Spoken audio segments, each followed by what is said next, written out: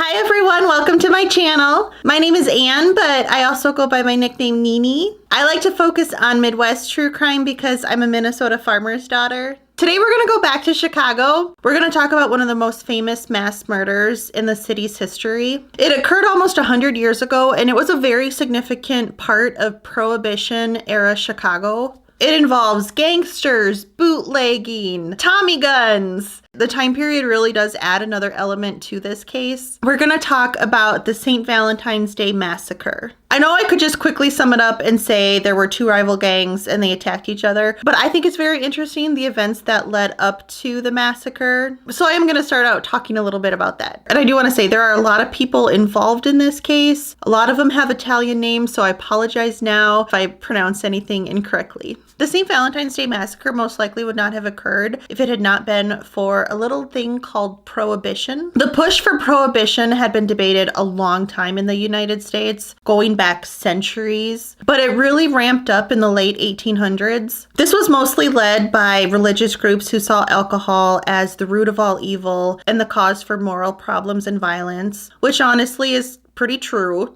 The 18th Amendment to the Constitution was passed in 1919 and took effect in 1920. It made anything to do with most alcohol illegal. The Volstead Act was created, which further specified which alcohol was considered illegal, and it outlined the repercussions for illegal alcohol activity. Not all alcohol was illegal. For example, the religious groups who pushed for prohibition were still allowed to have their wine as long as it was used for religious purposes. Some claim there are positive outcomes from the years of prohibition. Studies have said that health conditions caused by alcohol decreased. There were less arrests for public intoxication. And some claim that crime decreased, but that's very debatable because the biggest negative impact that prohibition had was it saw the rise of organized crime. People still wanted their alcohol. It didn't matter if it was illegal. We see the same thing today with illegal drugs. And I think we would see the same with guns if guns were made illegal. If people want to do something bad enough, they will find a way to do it. City gangs saw prohibition as a way to make a lot of money by taking over sales and distribution of alcohol, aka bootlegging. People also started to make their own alcohol. Speakeasies popped up all over the cities where people could gather and drink alcohol and have fun. The gangs who took control of bootlegging were ruthless. There was a lot of violence associated with these gangs. They basically had pissing contests with each other over who had which territory, but instead of peeing, they killed each other. In Chicago in the 1920s, there was a well-known rivalry between two gangs, the Italian South Side Gang and the mostly Irish North Side Gang. Each of them wanted to be the bootlegging trade in Chicago, so they kept stealing alcohol shipments from each other. They battled over saloon ownerships and territories. They had shootouts all the time. The North Side Gang was originally led by Deanne O'Banion, and the South Side Gang was originally led by Johnny Torrio, with Al Capone as his second in command. I think we all know who Al Capone is. Torrio was definitely a crime boss in all the ways you would think of a crime boss, but he didn't want Chicago to be troubled by gang wars. In 1920, right at the start of Prohibition, he negotiated with all of the gangs and established territories for each gang. This kept peace between the gangs for a few years anyway. In 1924, the North Side Gang discovered the Jenna brothers, who worked with the South Side Gang, were selling alcohol in their territory. O'Banion tried to talk to Torrio about it, but he apparently wasn't very helpful. So the North Side Gang took revenge and started stealing beer shipments that were meant for the Jenna brothers. You know how they say don't mess with a scorned woman? Well, don't mess with a scorned crime boss. O'Banion owned part of a brewery, and he got wind that there was going to be a police raid there. He went to Torrio and said, I want to get out of organized crime. I'm going to retire, move to Colorado. And he asked if Torrio wanted to buy his share of the brewery. Torrio did and paid him $500,000. They met at the brewery to finalize everything, and that just happened to be the same day that the raid happened. O'Banion and Torrio were both arrested. Torrio realized he had been set up and was now out $500,000. So he obviously wanted to get revenge on O'Banion and the North Side Gang. But one of his men, Mike Merlo, talked him out of it and reminded him that he wanted peace between the gangs. However, However, on November 8th, 1924, Merlot died from cancer, and this ended any kind of peace between the gangs. Torrio sought out his revenge for the brewery deal, and this started a very long battle of back and forth attacks between the North Side Gang and the South Side Gang. Chicago was officially embroiled in a citywide gang war. 2 days after Merlot died, 3 men walked into Schofield's Flowers. Schofield's was a real flower shop, but it was also headquarters for the North Side Gang. O'Banion greeted the men, and as he shook hands with one of them, that man held onto his hand to hold him in place, while one of the other men fired bullets into him, killing him. Earl Weiss, also known as Jaime Weiss, took over as crime boss for the North Side Gang. He was a very intimidating man. If press tried to take a picture of him, he would growl at them and threaten to kill them if they took his picture. His brother was once asked about him, and he said, quote, "I've only seen my brother once in 20 years, and that was when he shot me," unquote. Weiss made it his mission to get revenge on the South Side Gang for murdering O'Banion. Weiss would end up becoming known as the only man Al Capone ever feared. In January 1925, the North Side Gang fired shots at Al Capone's car, but they missed him. Not long after this, they ambushed Torrio at his home and shot him. He survived, but he was like, "I'm done with this," and he gave control of the South Side Gang to Al Capone. In August 1926, Weiss and some of his men were shot at by Al Capone's men. Weiss answered back by sending a parade of 10 cars of men to Al Capone's Hawthorne Hotel, and as they drove by, they unloaded bullets into the hotel. But Capone was not hit. The next month, Weiss and some of his men were walking towards Schofield's Flowers when they were shot at by men firing from an upstairs window of a nearby building. Weiss and one of his men were killed. After Weiss's death, Vincent Drucci became leader of the North Side Gang, but only for about 6 months until he was killed by police in April 1927. He was one of the few gang members to be killed by police rather than a rival gang. The man who took over the North Side Gang might sound familiar: Bugs Moran. Bugs was born Adelard Coonan in St. Paul, Minnesota. He later changed his name to George Moran. Honestly, I don't blame him for doing that. And he had the nickname Bugs, referring to him being buggy. He was sent to jail 3 times before his 21st birthday. He then moved to Chicago and became part of the underground crime world. One reason Moran despised Al Capone was because Capone spent time with prostitutes, and he also used prostitution to make money for his gang. Bugs refused to do that due to his strong Catholic faith, which doesn't make a lot of sense to me because I don't think illegal alcohol and killing people is approved by the Catholic Church either. On February 13th, 1929, Moran received a phone call and was told that a shipment of whiskey from Canada had been stolen, and if he wanted it, it could be delivered to one of his buildings the next day. Moran was like, "Yeah, I want it," and he arranged for the stolen whiskey to be delivered to his SMC Cartage Garage at 2112 North Clark Street. The next day, Valentine's Day, 1929, 7 members of Moran's gang gathered in the garage and waited for the shipment. This included brothers Peter and Frank Gusenberg, who were both frontline enforcers for the gang. They had taken part in that parade of cars that had driven past Al Capone's hotel, shooting at it. Albert Ketchelect, who was also known as James Clark, was Moran's brother-in-law and second in command. Adam Heyer was a bookkeeper and business manager for the gang. Albert Weinshank managed cleaning and dyeing operations for the gang. Reinhard Schwimmer was kind of unique because he was an optometrist who just participated in gang activity for fun. The 7th man was John May, who was a car mechanic for the gang. His German Shepherd Highball was also in the garage that morning. All the men were in their 30s and 40s and dressed in their best. You know, the hats, the overcoats, exactly what you would picture when you think of 1920 gangsters. Except John May was in more casual clothes because he was working on a truck at the time. Around 10:30 a.m., a black police Cadillac sedan pulled up to the garage. The driver stayed in the car and 4 men got out. 2 were dressed as police officers and 2 were dressed in regular clothes. They entered the garage through the rear, and the 2 dressed as police told the men to line up in front of a wall. The men thought that this was just another police raid because they were kind of used to those. So they lined up in front of a brick wall with their backs facing the men with their hands up. Immediately, the 4 men who had entered the garage pulled out guns, including 2 Thompson submachine guns, aka Tommy guns, and began firing nonstop.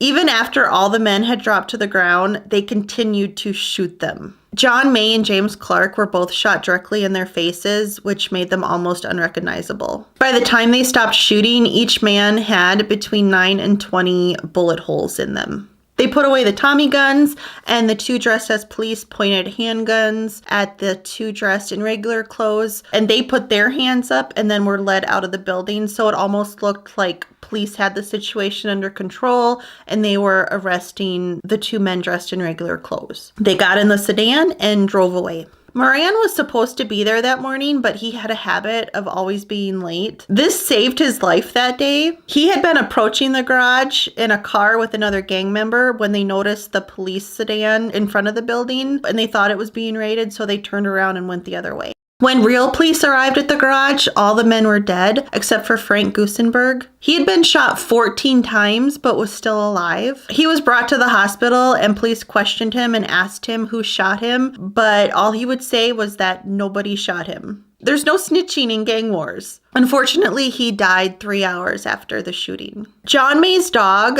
Highball, who had been in the garage that morning, survived. He got blood splatter on him, but he wasn't shot. I'm one of those people who, if there's animals in a movie and there's an accident or they're being attacked or something, I always worry more about the animal than the people characters. So I was glad to read that Highball survived, but unfortunately he was apparently so traumatized by it that he was acting strange and ended up having to be put down. The obvious suspect was, of course, Al Capone because of the rivalry between the gangs, and he had the most to win by taking out that gang. He had a solid alibi and couldn't have been there physically to do it himself. He was at his mansion in Florida on that day. It's thought that the massacre was supposed to be this huge hit on the Moran gang and take out Moran and some of his top men and just end the rivalry.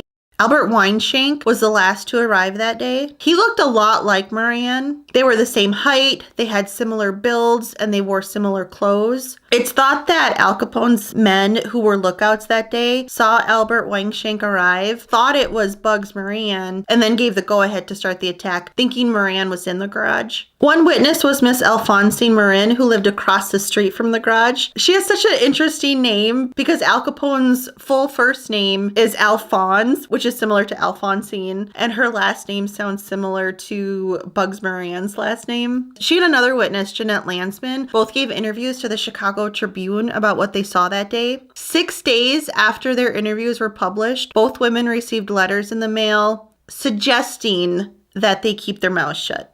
Miss Morin was so scared, she made plans to move out of Chicago the very same day that she received that letter. On February 22nd, police were called to a garage fire on Wood Street and found a 1927 Cadillac sedan torn apart a little bit and on fire. I'm not sure how, but it was determined that this was the car that the killers used. The car had been sold to a man named James Morton, and the garage was being rented by a man named Frank Rogers, but police couldn't find out any information on those two men, so it's thought that they used fake names. Like I said, it was pretty widely assumed that Al Capone was behind it. The public thought that, the police thought that too, but they just had to prove it. And it's important to remember that during this time, a lot of police and politicians were being bribed by gangs. So it could be likely that some of the police involved in the investigation were convinced to not look so hard into things. At one point, police did charge 2 of Al Capone's men with the massacre. This was John Scalise and Jack McGurn. But in May 1929, Scalise and another man were found shot to death in a car in Indiana. Allegedly, Al Capone ordered this hit because he heard that the men were going to betray him.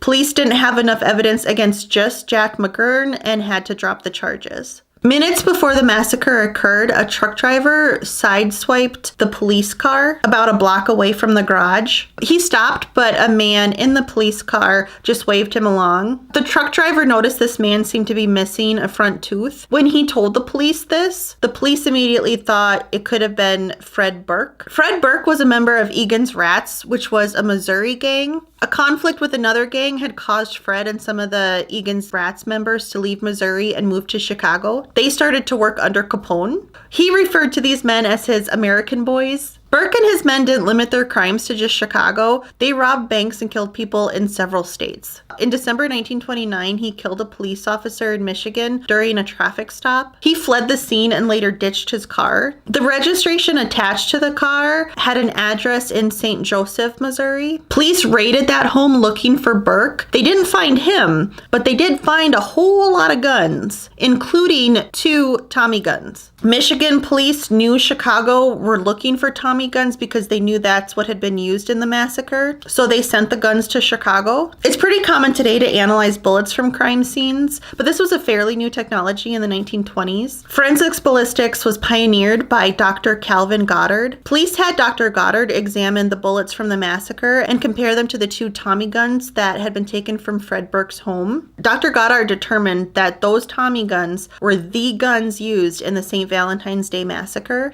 It sounds like even with that info, police didn't have a strong enough case to arrest Fred Burke. He was eventually caught and sent to a Michigan prison for killing the police officer, and he would end up dying in prison of a heart attack at the age of 47. So if he was one of the shooters in the massacre, I guess you could say karma kind of caught up with him. One person actually confessed to being part of the St. Valentine's Day massacre. This was Brian Bolton. He was a Missouri farm boy who had made his way to Chicago and got into organized crime. He had ties to the Egan's Rats gang. On January 8th, 1935, FBI swarmed an apartment building in Chicago looking for members of the Barker gang, which is a whole other story. Bolton was there though, and he ended up being arrested. During his interrogation, he confessed to being part of the St. Valentine's Day massacre. He said planning of the massacre had begun in the fall of 1928. He said those involved were Al Capone, Fred Burke, who had had the Tommy guns, Fred Goetz, Claude Maddox, Gus Winkler, Bob Carey, and Raymond Nugent. He said Fred Burke was one of the shooters, which was what had been suspected since the Tommy guns were found in his home. Bolton said he bought the Cadillac sedan used that day and used the fake name James Martin. And remember, when the police had looked into that car, when they had discovered it burned, they found it was registered to a man named James Morton. So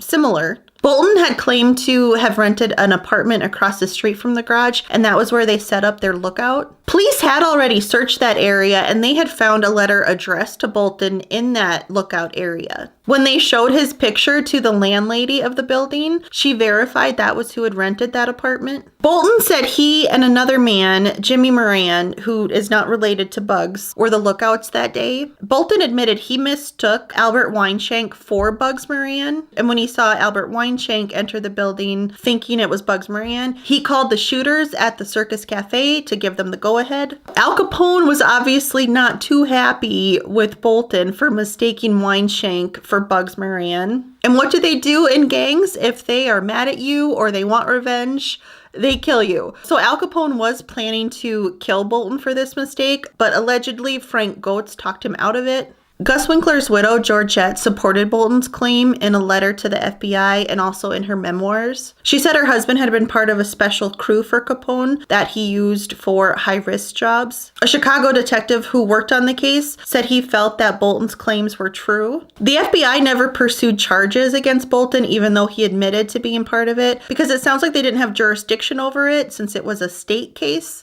And I don't know if it would have mattered much because most of the men that Bolton said were involved in the massacre were dead by 1935. One theory about the massacre that still has Al Capone behind it, but differs from Bolton's claims, is that Joseph Loloroto was one of the shooters. He and his brother were part of Al Capone's gang. His brother had been killed, and it was thought that Moran's men were behind it. Joseph allegedly begged Al Capone to be part of the massacre that day so he could get revenge for his brother's death. One theory that has nothing to do with Al Capone is that the Chicago police were behind the massacre, and they were trying to get revenge for the death of a police officer at the hands of the gang. There's not a whole lot of info that I could find that could support that theory, though. The massacre had significant ramifications. The North Side gang had always been a smaller gang than the South Side gang. The massacre just ended any chance of them overpowering the South Side gang. As a result, Al Capone's gang became more powerful, but not for long. The massacre ended up being the start of the downfall of bootlegging and organized crime in Chicago,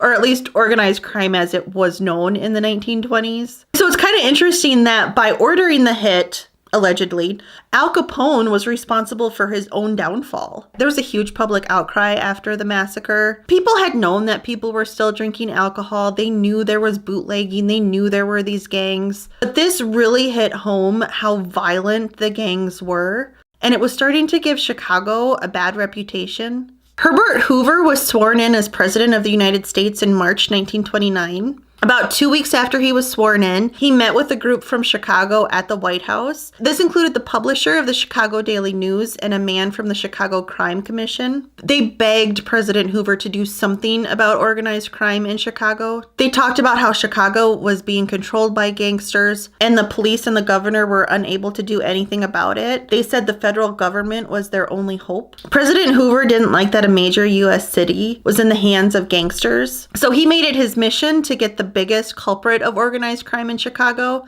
Al Capone. He ordered his attorney general to organize a task force that would focus on getting Al Capone. This would be headed by Eliot Ness, and he and his men became known as the Untouchables because unlike a lot of politicians and law enforcement at the time, these men were not swayed by bribes. Every morning, President Hoover would ask his Treasury Secretary, "Have you got Al Capone yet?" Al Capone had become public enemy number one. In 1927, the Supreme Court ruled that income made from illegal activities was subject to income tax. It was too hard to go after Al Capone for murder or the bootlegging because there just wasn't a lot of evidence and not a lot of people wanted to talk against Al Capone. So with the new law regarding income tax from illegal activity, Eliot Ness and his men thought, well, maybe this is something that we can go after Al Capone for. They just had to prove he wasn't paying income tax. Al Capone lived a very lavish lifestyle, so it was obvious that there was a lot of money coming in from somewhere, but he was smart about it and he put most of the assets in his wife's name, so it couldn't be tied back to him. Frank Wilson was an accountant for the U.S. Treasury Department's intelligence unit. He was described as thorough and obsessive. Apparently, when he was looking through books, if he knew something was in there and he just had to find it, he would spend 18 hours a day, 7 days a week, just pouring through the book to try to find it. Dedication! They seized some of Capone's financial books, analyzed phone records and bank statements, looked through documents related to 6 years of raids on Al Capone's businesses. In the fall of 1930, Wilson came across a ledger of a gambling operation that made payments to 3 people, only known as A, R, and J. There was one entry that said, Frank paid $17,500 for Al. He tracked down one of Al Capone's bookkeepers, Leslie A. Shumway, and convinced him to testify that the A and Al in the ledger referred to Al Capone. I do wonder how they convinced him to testify, because most people knew if they talked, they would be killed. But this proved that Al Capone received income that he did not pay taxes on, and he was arrested. In 1931, he was found guilty, and they kind of threw the book at him. He was sentenced to 11 years in prison, which was the longest sentence ever given for that crime at that time. Here he comes, the big boy himself. What's the hurry, Al? Where you're going, you'll have loads of time. Frank Wilson was then known as the bean counter who put Al Capone in the slammer.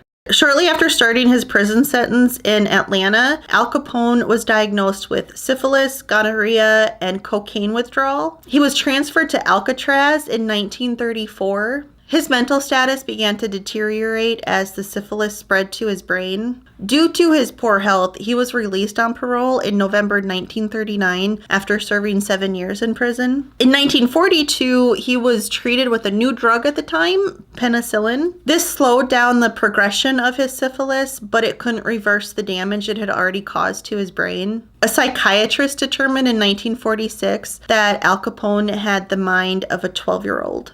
Al Capone spent his remaining years at his mansion in Florida. In January 1947, just a couple days after his 48th birthday, he suffered a stroke and died a few days later.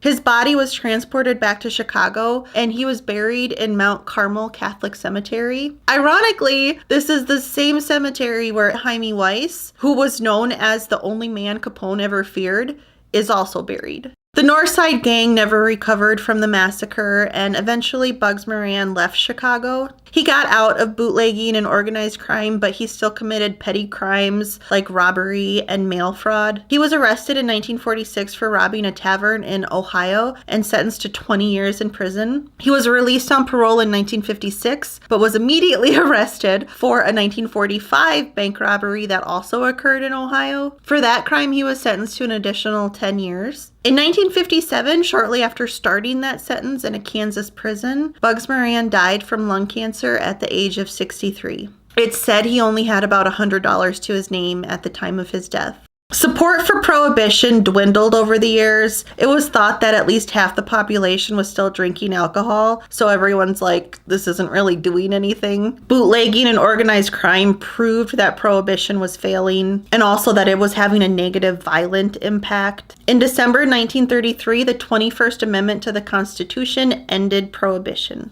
The Tommy guns used in the shooting are currently with the Berrien County Sheriff's Department in Michigan. What happened to the building where the massacre occurred? Morbid curiosity turned it into an unofficial tourist attraction. A couple bought it, and in 1949, they turned part of the building into a furniture storage business. They had been unaware that the massacre had taken place there, but they soon learned that most of the people that came to the building were just curious about the massacre. Their business didn't last long, and other businesses that tried to be there failed due to the strong public interest. The building was torn down in 1967. Nothing was built in its place. It just became a parking lot for nearby buildings.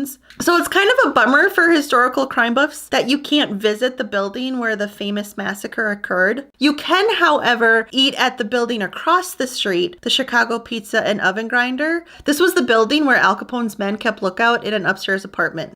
Allegedly, of course. The bricks that made up the brick wall that the men had been lined up in front of kind of had their own journey. A Canadian businessman named George Patey bought the bricks, and it sounds like he tried to make money off of them. They traveled around the country as an exhibit, and he sold some of them, but I don't think they were as popular as he had hoped. He ended up putting them in the men's bathroom of a Vancouver nightclub. The bricks were reassembled, covered in plexiglass, and placed behind urinals so men could take aim.